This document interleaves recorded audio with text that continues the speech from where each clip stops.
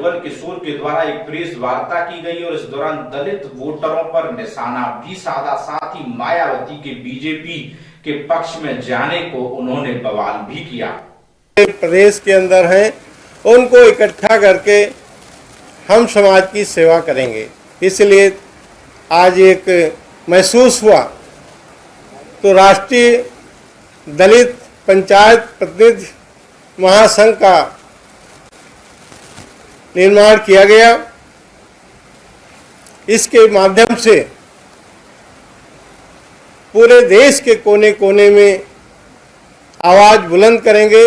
मानी पार्टी के साथ साथ, ये नहीं कि भारतीय जनता पार्टी को अलग करके, भारतीय जनता पार्टी के साथ साथ भारतीय जनता पार्टी की रीतियों नीतियों को आगे बढ़ाते हुए इस पंचायत प्रतिनिधियों के माध्यम से पूरे देश के अंदर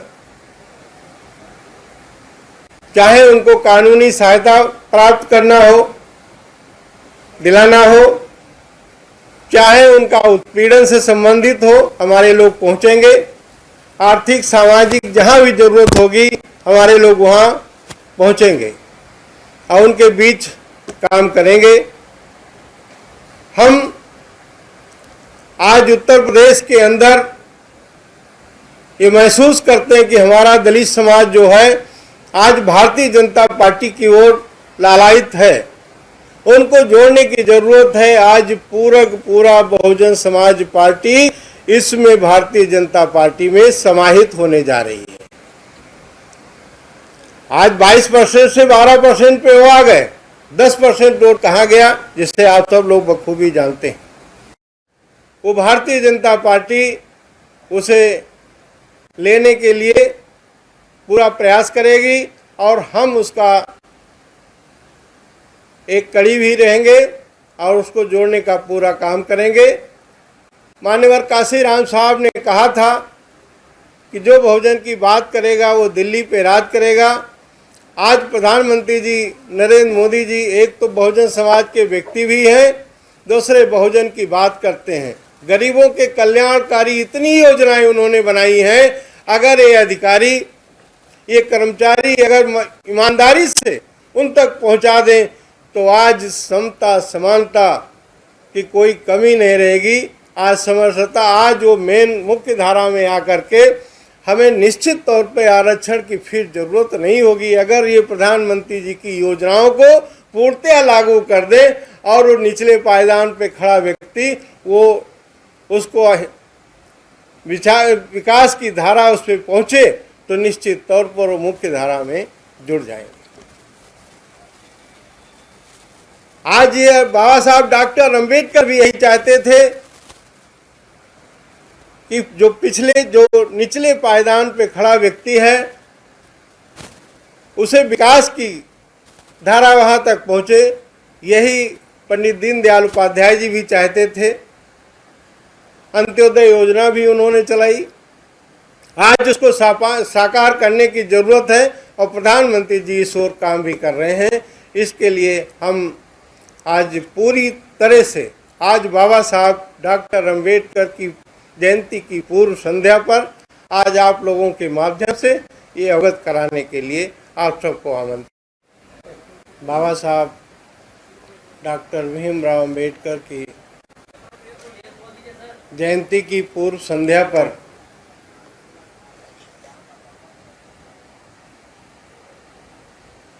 मैं बाबा साहब डॉक्टर अंबेडकर को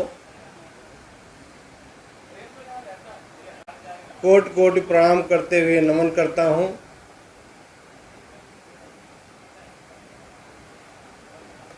आज उत्तर प्रदेश के अंदर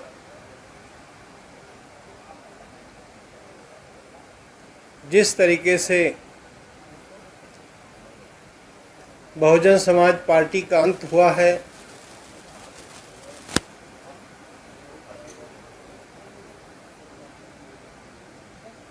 अंत इसलिए हुआ कि मान्यवर कांशीराम साहब के सपनों को कुचला गया। बाबा साहब के मिशन पे कुठाराघात किया गया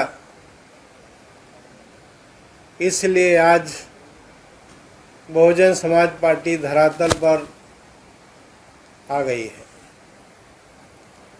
आज ये बहुजन समाज के लोग, दलित समाज के लोग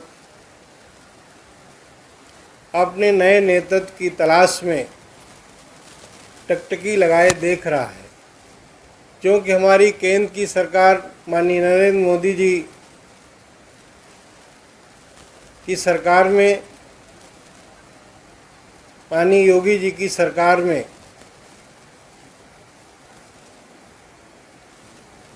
दलितों का बहुत सा काम हुआ है और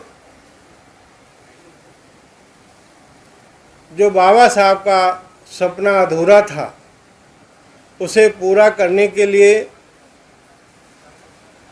माननीय देश के प्रधानमंत्री जी ने उस दिन शपथ ली जब महू में बाबा साहब के जन्म स्थान पर जा कर के उनको प्रणाम करते हुए कहा कि अगर बाबा साहब डॉक्टर अम्बेडकर न होते तो ये चाय बेचने वाला कभी भी देश का प्रधानमंत्री नहीं बन सकता था।